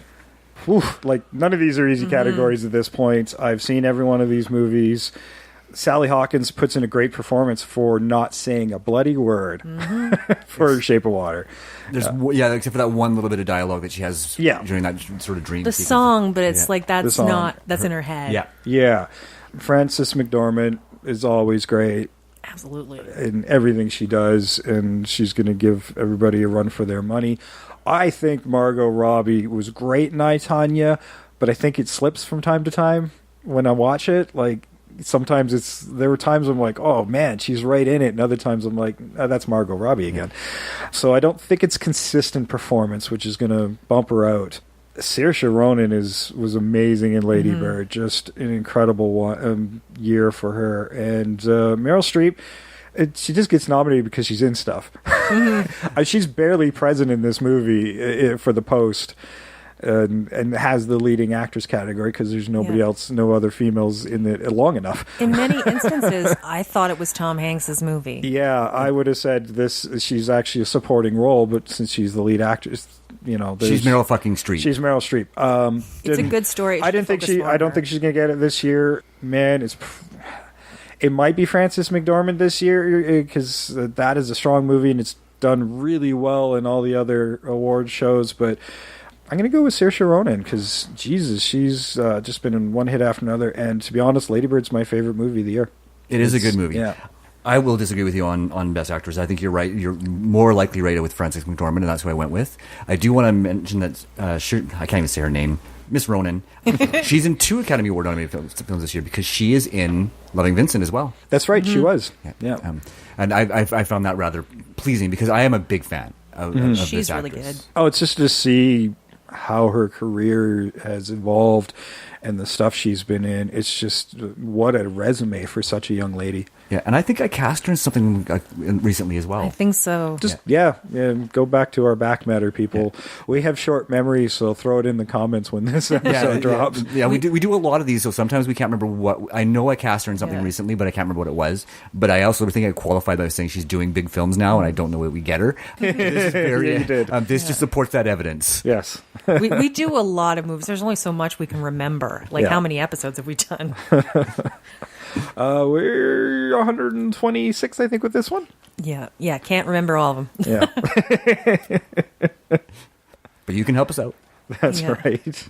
But yeah, my choice was Frances McDormand. Okay. Yeah, Frances McDormand is great. I love her. She's when we talk about you can just put her in anything. She's also Frances McDormand is in a coma. We still do the movie. She's still that person. She's that person for me as well. Yeah, for sure. But in this instance, just because of how not saying a word and still make me feel so much, Sally Hawkins.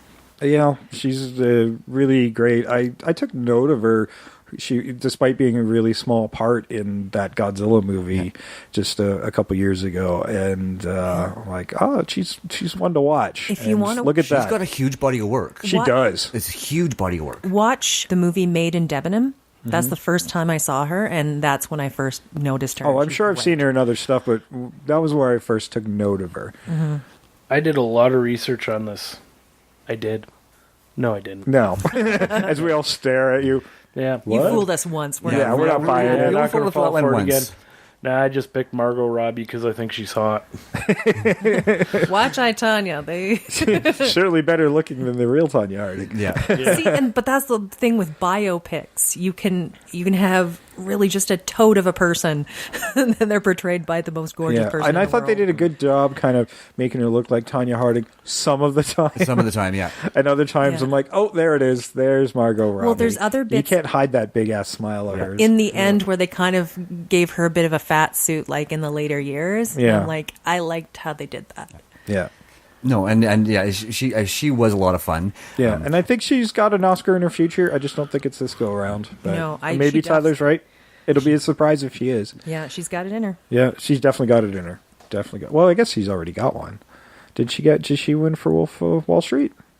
Oh, I don't know if she won for I Wolf can't of I Wall know remember. she was Street. nominated. I can't remember if she won or not. Yeah, I don't remember either. See, we don't remember stuff, guys. We watch so much stuff. I know. It's so hard. Wolf of Wall Street, Well- speaking of movie I thought was too long. We don't all watch so much stuff. Some of us do have lives. Thanks for reality checking the rest of us who don't. Out of all of us, Tyler has the life. What are we doing? You people are sad. The sacrifices we make. Yes, We do. it's true. So we I have a great relationship with my television. I know. See, all these imaginary people, they're always here for me. Look, they are your family. So I guess we're moving on to actor in a leading role. The nominees are Timothée Chalamet, Call Me By Your Name; Daniel Day-Lewis, Phantom Thread; Daniel Kaluuya, Get Out. I said his name wrong. Gary Oldman, Darkest Hour; Denzel Washington, Roman J. Israel, Esquire.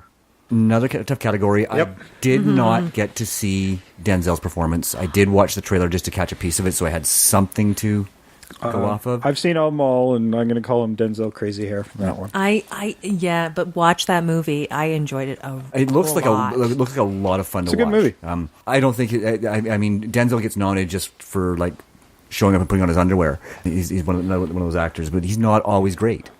A lot of pundits are saying, well, he might get it this year because he got passed over last year, but I don't think so. There's too many other solid performances. Yeah, I'm with you there. He's definitely not the odds-on favorite, I think, this year. And I've seen it, and I think it's the least likely in the entire category. It's least likely, but I think it's one of his best performances. Oh, he's very good. He's very good. The nomination's very well deserved. But I think There's a reason he it's gets least nominated so frequently. I think it's least likely. Yeah. Oh, yeah.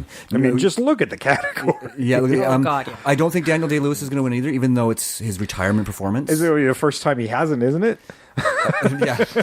yeah, but I don't think it's his best performance. I mean, he played an extremely unlikable character. I didn't like. The transformation is amazing, and I think he once again he invests every bit of his heart and soul into the performance. But For sure, but I don't think he's been better. yeah, I mean, do they give it to him for retirement? But yeah, he's pulled that trick once already, right? Yeah, exactly. Yeah. It's like the Rolling Stones farewell tour. He just comes back. Yeah. In about 5 years, he'll be like, oh, geez, you don't need a paycheck. I'll come and do something really arty and make a little bit of money and Yeah. make sure people know I'm still alive. I don't think Daniel Kaluuya is going to get it. If there's going to be a surprise, I would love it to be that. As would I. And the Because same, I mean, just to nominate and recognize how good he was in that is fantastic. it is, yeah, just exactly. Timothée Chalamet, you know what? He's a dark horse because his performance, his emotional arc in that was He's really so solid. young compared to the rest of these actors, but to do the kind of performance he did in 3 different languages, Yes. is I love an that. incredible achievement.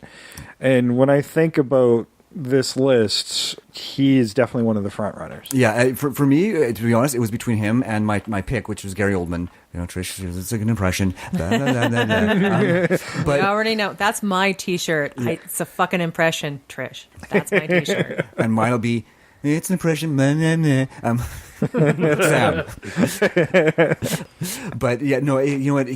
Gary Oldman is way overdue for an Oscar, and I don't know if his performance really is the right one for it, but I think this is the one they're going to give it to him for. Yeah, I think that's probably what's going to happen. But this is my hopeful category where I'm like, I'm putting it for the one I really hope gets it, and I put Daniel Kaluuya because I think, yeah, I want him to win. I would be ecstatic to be wrong on this category, as would I. But yeah, it was between him and wouldn't be, Denzel because for I me. think Gary Oldman deserves an Oscar. I don't know if this is it, but this is one of those tough ones where just about everybody on there wins. Actually, everybody on there does deserve to win. Absolutely. What do you think, Tyler? Now, I agree with Sam, though, about Gary Oldman needing an Oscar, and this is it. Damn it. He better win. Or else. Well, I actually agree with you guys as well. Gary Oldman does an amazing performance through miles of makeup, and it's a really heartwarming performance. And I don't think he goes out of his way to do a Winston Churchill impression. I've heard other impressions that seem more genuinely Churchill than this. I think it's more down to the performance than the impression. And Gary Oldman is long overdue. Timothy Chalamet, though, I had a tough time because he would have been my next pick as much as I hate that damn movie. His performance was amazing. His performance is absolutely amazing, and he will probably be on this list again at some point, but I just don't think it's his year. Yeah, I think they probably look at, with some of these categories, when they are kind of a young person put in there, there's usually two ways it'll go. It'll be like, we'll have the upset with the young person, or they'll look at this person and be like, we'll be seeing you again, and it's fine. We'll give it to somebody else this year. Yeah. Whistle on what you can and cannot say on a billboard. I'd do anything to catch your daughter's killer. I don't think those billboards is very fair. The police is too busy eating Krispy Kremes to solve actual crime. What's the matter with you? Saying that stuff on TV. Go, girl. There's a lot of good friends at the sheriff and say, you didn't drill a little hole in the dentist today, did you? Of course not. 3 billboards. They are. Okay, Trish, we're on to the last two here. This is a big one. All right. This is okay. And Tyler gets the biggest category of them all. He does. The guest gets the big one. Wait. No, scratch that. No, I did not say that. I don't know what big one you're thinking of giving me, but... No, stop. All right. This is not Call Me By Your Name. I know. Well, he did... I don't know. Let's get off that bus. Yeah, let's go back. Moving on. All right. Back on to to the rap. second last category. For achievement in directing, Dunkirk, Get Out, Lady Bird, Phantom Thread, The Shape of Water. Okay, before we get to your pick, Christopher Nolan is Dunkirk, Jordan Peele for Get Out, Greta Gerwig for Lady Bird, Paul Thomas Anderson for Phantom Thread, and Guillermo del Toro, of course, for Shape of Water. This is a freaking hard category for me. Holy shit. Frickin'. Greta Gerwig did some amazing stuff with Lady Bird. The Shape of Water. I love Guillermo del Toro. He's, as we talk in all of our, 31 Days of Horror, he's the one guy who makes me both afraid and crying in the same movie. Mm-hmm. He's a man I love deeply, but I also hate him for making me feel things. But in this category, just because I think it would just be amazing to see it, I want to see Jordan Peele get it for Get Out. Again, I would love to see him win it. I think it's a long shot. I know, but I want But given the kind of breakout from the comedy he's done and doing this extraordinary horror movie, and going to be doing another one, I'm really looking forward to seeing more of him as a filmmaker here. Yeah. What do you got, Ty? I'm going with Shape of Water because of Guillermo. Because Guillermo, eh? Yeah. Man, I mean, Christopher Nolan, he's up every year, but I think maybe he might be falling out a bit of favor now. Like, his time might be over. Well, you're saying you don't think this is his strongest film. I don't think it's his strongest film. I have to agree. I think Nolan does better with more sort of original stuff. Like, I liked Inception, but I don't. Dunkirk, I don't know if historical stuff is really his milieu. Yeah, Get Out. Like I said, I'd love to see Jordan win it. I don't think he will. Greta Gerwig, my God, like this is gonna. I think another year where we're gonna see a split between director and best picture. Mm-hmm. And that's how this film is extraordinary. Paul Thomas Anderson for Phantom Threads. Nah, I don't see it this year. I don't think he's going to be up for it this year. But with the quality he put into this, I think we'll see him on. Back. You will see him on this again. And Guillermo del Toro has probably deserved this multiple times in a row. Absolutely. Going to give it the sheer achievement of what he did, telling a story which is basically a thematic sequel to Creature from the Black Lagoon, and beautifully done. And as you said, he makes you feel things, and the people in this movie are the real monsters. Yeah, and some of them. As we talked about, like in our Creature from the Black Lagoon episode, there is a romantic element to it. It seems like he figured it out. Yeah. Oh, he figured it out way better than we did. Oh, yeah. Yeah.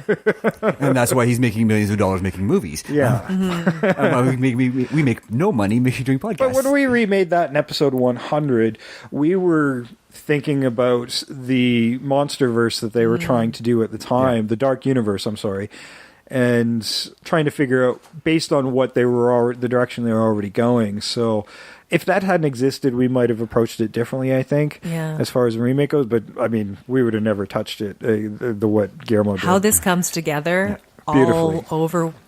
Yeah, and that's why I picked Guillermo del Toro for Best Director. And I'm with you on that one. For me, it was definitely it's a tough category. I agree that Nolan has done better. I don't think this is his year for sure at all. You almost need to watch Darkest Hour to really get Dunkirk and watch it properly. Yeah, you told me to watch them back to back. It's a double feature, and I should have followed your advice, but I just couldn't bring myself to watch two movies like that in a row. They were actually pitching it in England that way, as a double feature, a double bill, and selling them as this is the prequel to Dunkirk. Yeah, Darkest Hour. Yeah, and it really is in a lot of ways. But I have seen quite a number of Greta Gerwig films, and I've never really been a big fan of her. But this movie changed my opinion of her. I really did. I mean, it's not because she's not talented. It's a very personal movie. It is a very personal movie, and all of her movies are. But as a man, I find it very hard to relate to her stories. Typically, I did not this time. She's finally found that voice that appeals to men and women. It's a coming-of-age story. Yeah, it is. And the thing is, sometimes this is the hard part of sometimes there's movies where you say it's hard for you to connect. Sometimes the movies aren't for you. No, and that's exactly right. I still watch. I have the struggle with Woody Allen movies. I can't. Let's not talk about Woody Allen. At least not right now, because that's a whole episode. Yeah, no, but I mean, when you're talking voice wise, that was my problem. Yeah, and mine as well, for the most part. And we'll talk about that again some other time. But yeah, her voice. I think she's found that voice where she can appeal to multiple audiences. And I'm not at all disparaging her previous work. It's just work that I couldn't relate to as a man. As a man. Well, and I think it's because this one there's a whole family of people that are part of this movie, and that's sort of that family unit. Well, that's exactly it. And Lady Bird's experiences as a teenager coming of age. They're coming of age, and we can also relate to some of her experiences. Right? So yeah. But ultimately, I still have to give it to Shape of Water. Do the honors, sir. Mm-hmm. And the nominees for Best Pictures are Call Me By Your Name, The Darkest Hour, Dunkirk, Get Out, Lady Bird, Phantom Thread, The Post, The Shape of Water, 3 Billboards Outside of Ebbing, Missouri. And this category. It's going to be tough, but man. Be honest with you, I don't think anyone of them's going to win. I think it's going to be a write-in vote this year. I think there's a movie that Hollywood has overlooked, and I think they may have just finally figured out what a wonderful film it is. I think the winner will be Hudson Hawk. Oh, so they're going to dive into a 25-year-old movie. Absolutely. For Best Picture for 2017. Absolutely. I think they finally got it figured out. That is the longest of shots that... all right. What was the other one? Something about Fred? Drop Dead Fred, yeah. Drop Dead Fred. Oh, well, I called it Phantom Fred.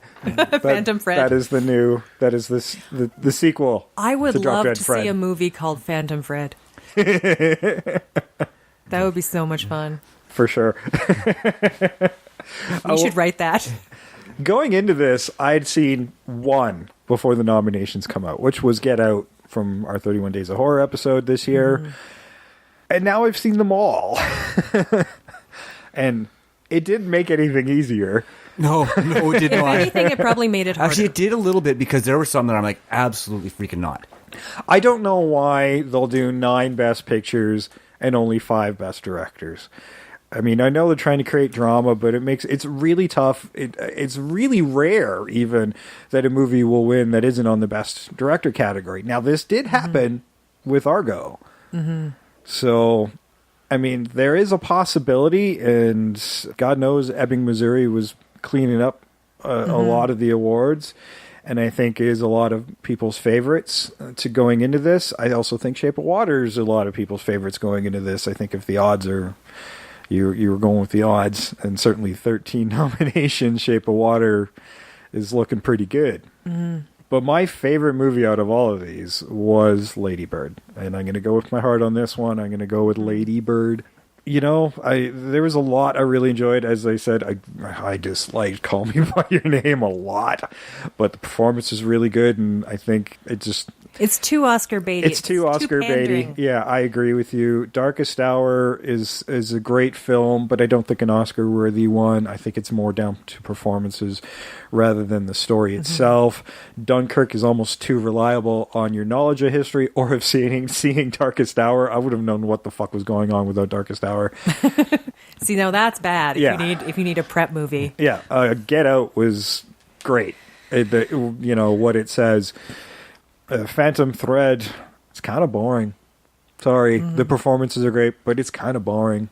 It was really hard. It was at least 40 minutes too long. Oh, God, yes. I mean, I could watch... I could watch Daniel Day-Lewis act in a paper bag, and it would still be entertaining. He was really good.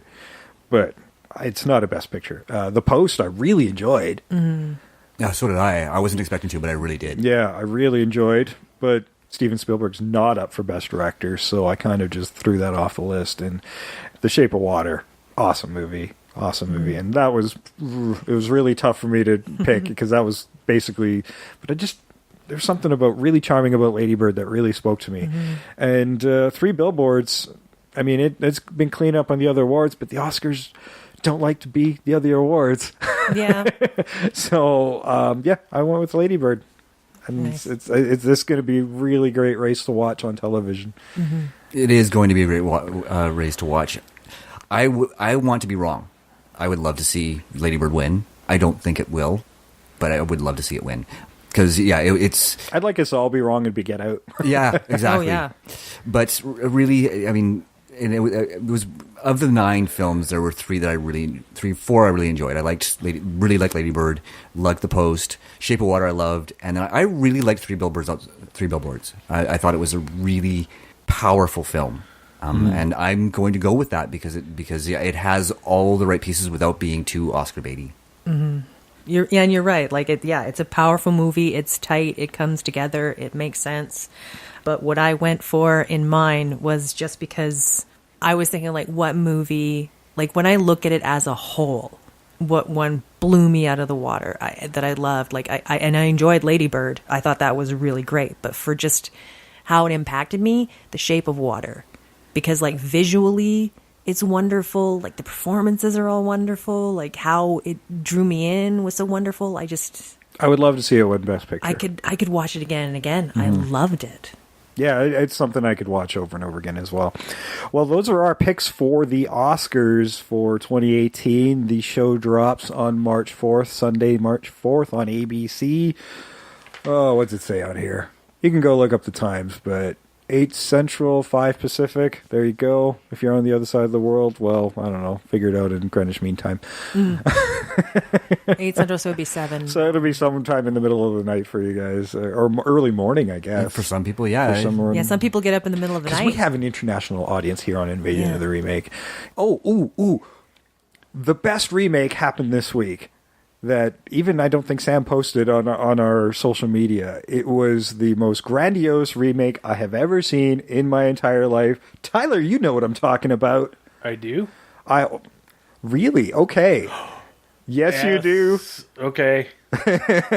And I agree with you on this one. SpaceX launched a rocket successfully into space with a car and a mannequin spaceman playing David Bowie. It was actually Life on Mars. Was it Life on Mars he was playing? Yeah. And it says, "Don't panic," in the most geeky thing I've ever seen, and is also very reminiscent of the first story bit of Heavy Metal, the movie. Yes, it is. That's actually my desktop wallpaper now. It was.